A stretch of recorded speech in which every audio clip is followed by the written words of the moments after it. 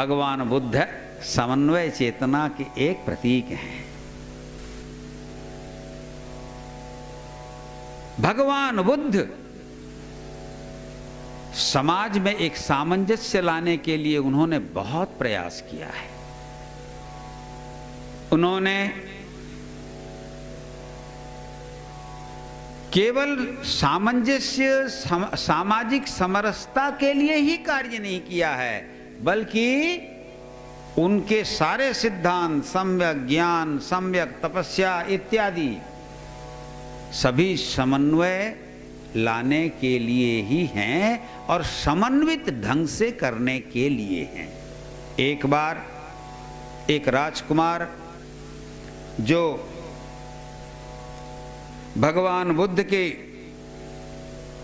विहार में रहता था, बौद्ध विहार में भगवान बुद्ध के साथ, बड़ा सुंदर था, राजकुमार था। वह तपस्वी हो गया, तपस्या करता रहा। अनेक दिनों के बाद एक दिन स्वयं भगवान बुद्ध विहार का निरीक्षण करने के लिए विचरण कर रहे थे और विचरण करते करते एक सरोवर के, विहार के अंदर स्थित सरोवर के किनारे गए तो देखा एक बिल्कुल दुबला पतला लकड़ी जैसा हो गया एक शुष्क इंसान बैठा हुआ है। उसके पास गए, उस व्यक्ति ने उठ करके भगवान बुद्ध को प्रणाम किया। उन्होंने बोला, अरे तुम देखे तो वह एक राजकुमार था,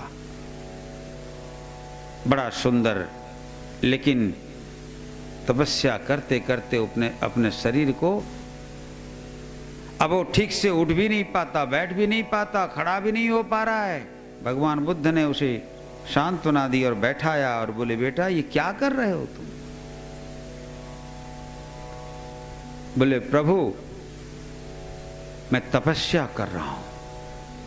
बोले, ऐसी तपस्या किसने कहा है तुम्हें करने के लिए कि तुम खुद भी ना रहो, धीरे धीरे हर तरह से कमजोर हो जाओ। देखो, तपस्या करने का मतलब अपने को कमजोर करना नहीं है, क्योंकि कमजोर आदमी कहीं भी सफल नहीं होता है।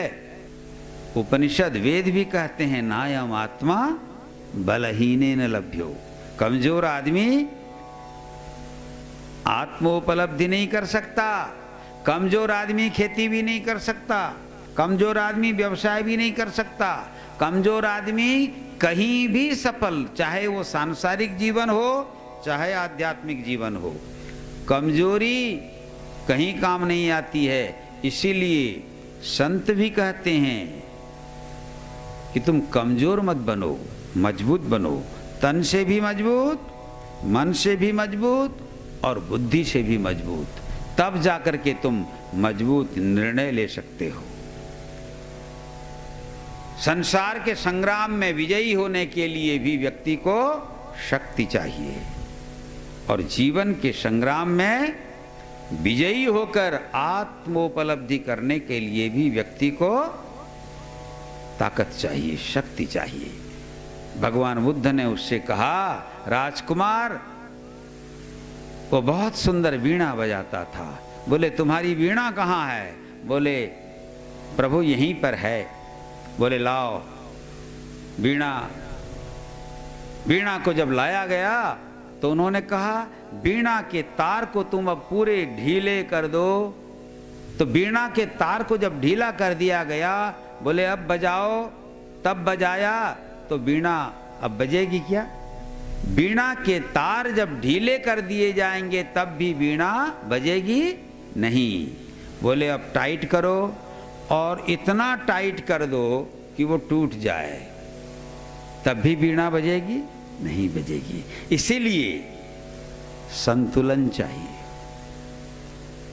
अति कहीं भी ठीक नहीं है, अति सर्वत्र वर्जयेत्। धर्म हो, संप्रदाय हो, राजनीति हो, समाज नीति हो, कहीं भी हो, किसी भी स्तर में हो, भोजन हो, शयन हो, दान हो, कुछ भी अगर अति हो जाए तो वह फिर विनाश का कारण बनता है, वह फिर दुख का कारण बनता है।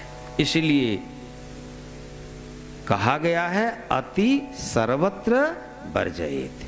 बुद्ध ने कहा कि जैसे इस वीणा के तार को ठीक ढंग से कसने पर ही इससे संगीत पैदा होगा, ऐसे ही जीवन में अगर संगीत पैदा करना है तो अपने देह, मन, प्राण और इंद्रियों को सबको एक निर्दिष्ट सीमा में रखना होगा, अति नहीं।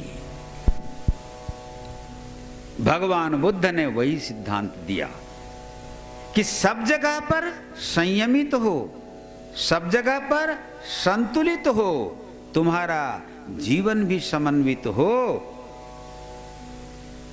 और तुम्हारा परिसर और परिवेश भी समन्वित हो। बुद्ध समन्वय के देवता हैं, संतुलन के देवता हैं।